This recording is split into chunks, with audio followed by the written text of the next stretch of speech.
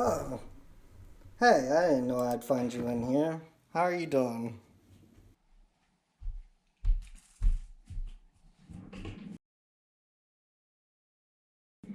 Oh, hey, I didn't know I'd find you in here. How are you doing? I can't get any sleep. And because I can't get any sleep, I've been seeing this stuff all over the internet about Bill Gates and everybody's on one side of the fence or the other.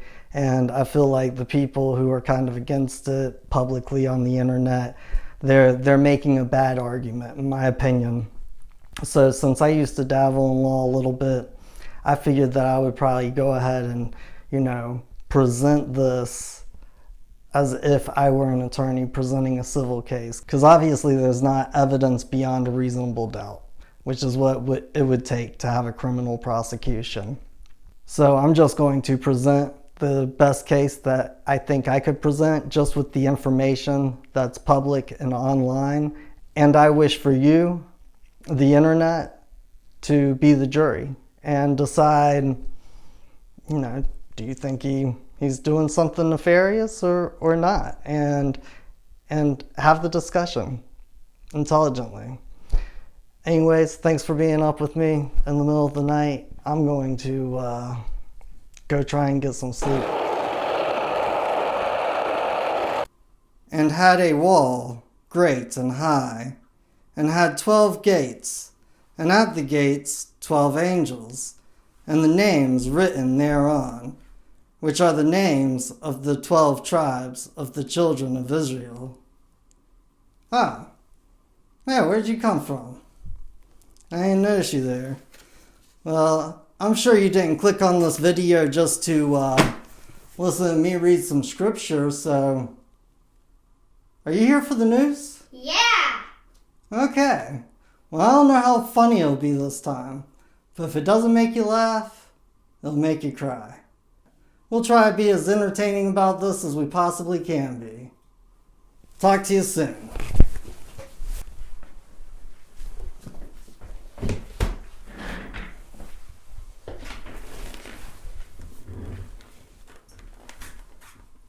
COVID-19 predictive contagion model. This headline is a little tricky when you first read it, and I believe this is what other people kind of call fake news. When we come down here, this is taken after Dr. Batar's Facebook page, and it says, in stunning turn of events, the U.S. Surgeon General Jerome Adams has effectively dumped the Bill Gates CDC WHO predictive contagion model and is now working with the real data. And at first glance, 90% of people are just going to see that dumps Bill Gates, CDC, and WHO. I've had 3 people contact me this week and talk about this one particular article. And personally, I believe it does a huge disservice because we all know that those conspiracy theorists are just crazy and wacky and nobody listens to them. It does a big disservice when you push an article or a headline that other people are going to judge you for. That's not the best way to change their mind. Let's just do a quick Google search and see if we can find something that actually makes sense and everybody might be able to agree upon. Would y'all like to do that? Yeah. Yeah, let's go ahead and do that.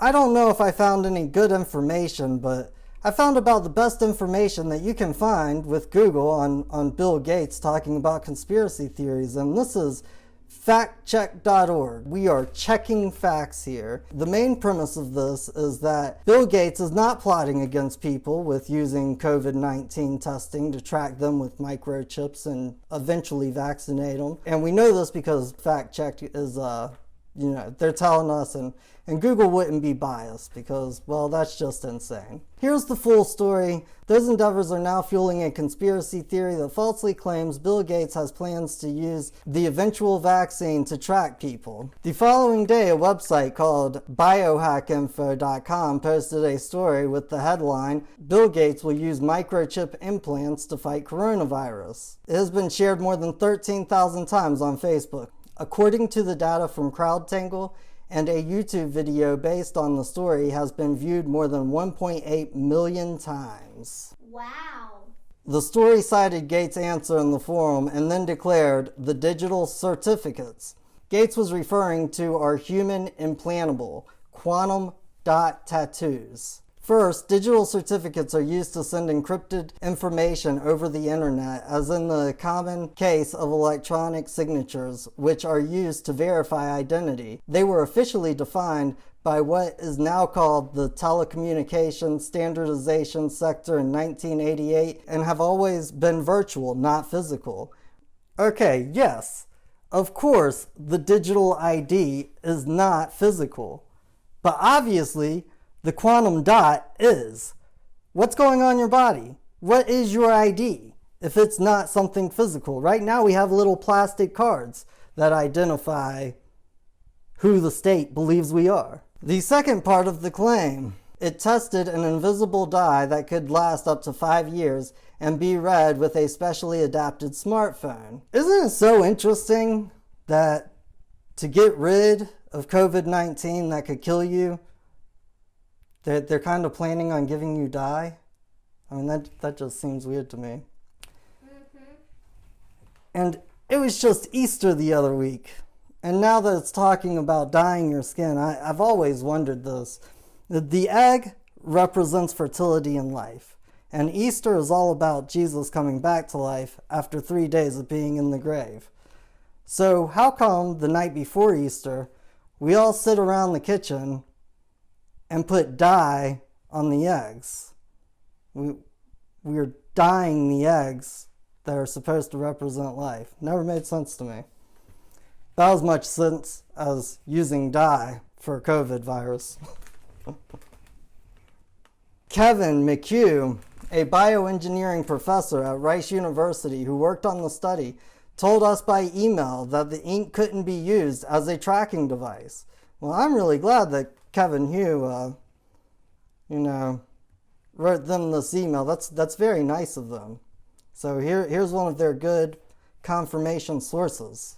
And then it's also quoting him as saying that these markings were made for vaccination records only, and they really aren't designed to track people's movements. And they can't work out of line of sight and about a foot away. And then they emailed the Gates Foundation just to confirm the answer that this doesn't have anything to do with tracking people and is unrelated to any measures to COVID-19 vaccines. So this can be added to the heap of bogus conspiracy theories about microchip tracking and Bill Gates. I'm so glad that factcheck.org could factually tell us these things. What I really love about this is that they asked the bioengineer from Rice University in an email. They asked the Bill and Melinda Gates Foundation. They also use one of their own articles from factcheck.org to verify their story and their claim that this has absolutely no merit. Well, I am so glad factcheck.org has provided us with so much information. Let's see what else we can find. Invisible ink could reveal whether kids have been vaccinated or not. This seems kind of interesting. Let's take a look at what's in here. So right here it says the work was funded by the Bill and Melinda Gates Foundation and came about of a direct request from Microsoft founder and philanthropist Bill Gates himself. It also says that the research was conducted at MIT by Robert Lang, and I don't believe that was the professor that they wrote to and had that email sent back to them to verify their part of the story. Because he was definitely at Rice University, not MIT. I don't know about you, but I've never heard of Rice University. Look here. I found another article. It's titled, "These Temporary Electronic Tattoos Could Redefine Wearables." Let's see where this article's gonna go. And just by the way, all of the links will be posted in the description below. Okay, this is interesting. It says CMU researchers have created a durable, flexible electronic temporary tattoo that could be used for all kinds of things. What is CMU? Because I'm pretty sure it's not Rice University, and I definitely know it's not MIT. Maybe we can figure it out. We were reporting a new way of creating electronic tattoos, said CMU's Carmel in a video from the university. Look here. Carnegie Mellon University. Engage with CMU. That looks like the place that developed the electronic tattoo for Bill Gates. Let's see what else this says. Surprise, surprise. The Bill and Melinda Gates Foundation builds Carnegie Mellon's home for computer science. And my guess is that the computer science building is probably where electronic tattoos are developed. Maybe. Carnegie Mellon University, Gates Center for Computer Science. Here is smart tattoos that Microsoft is advertising straight on their website. And this was made in August of 2018. Yeah, they can't be close to developing any of this stuff. Anyways, that was really telling about factcheck.org. Well, I don't know if the individual from Rice University was lying or not. It is very plausible that he has no clue what's going on, if there's anything going on at all. The professor that they mentioned in their fact check, I didn't see him or that university on any of the other things I brought up publicly from the internet. So maybe that guy's not lying. Maybe he just doesn't know. And it definitely appears that Bill Gates is coming up with multiple forms of the same technology. Daddy. Yes, Jacob. Why did Bill Gates put millions of dollars into the 3 projects? Into the 3 same projects? Into the 3 same projects. I don't know, but my only guess is because the government went after him for having a monopoly back in the 1990s, and he had to loan Steve Jobs millions of dollars. What, you mean? Wow. Yeah, you know Apple products? Yeah, like He kept that company alive by loaning them millions of dollars just so that the federal government would get off his back. For real? For real. Wow. Hey, Jacob. Yeah? Would you do me a favor? Yeah? Would you grab the book that I was reading before? Yeah. This has over 1,000 pages. Oh yeah, that's a big book, huh? Mm-hmm. Over 1,000.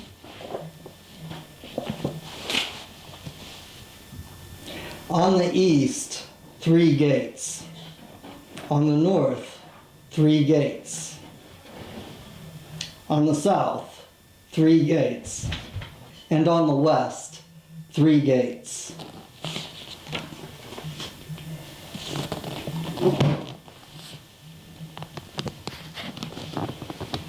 Well, did you enjoy that, buddy? Mm-hmm. Did we have a good day? Yeah. We would go get some exercise except it's training, huh? Yeah. Leave a like, subscribe, click that bell, never miss another video, and share the video because YouTube's algorithms won't do it for us. You're our only hope. And if they start deleting this off of YouTube, then you know something's up. We're going to leave 2 comments as soon as we upload this video. One will be called Jacob, and the other will be called Helper or Little Helper. the helper. The helper. And you, the audience, gets to vote on which one you wish for this wonderful little man in training to be named for this video series. Yep. And we would really appreciate everyone's participation.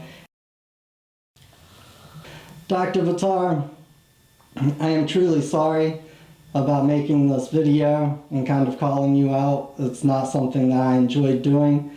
I just personally believe that we have to try our hardest to get along, even with the people that we don't like the most or we don't agree with their views the most, because we have a common problem. And I'm not here for a popularity contest. I'm here to make sure this little man in training has rights when he's my age. Thank you.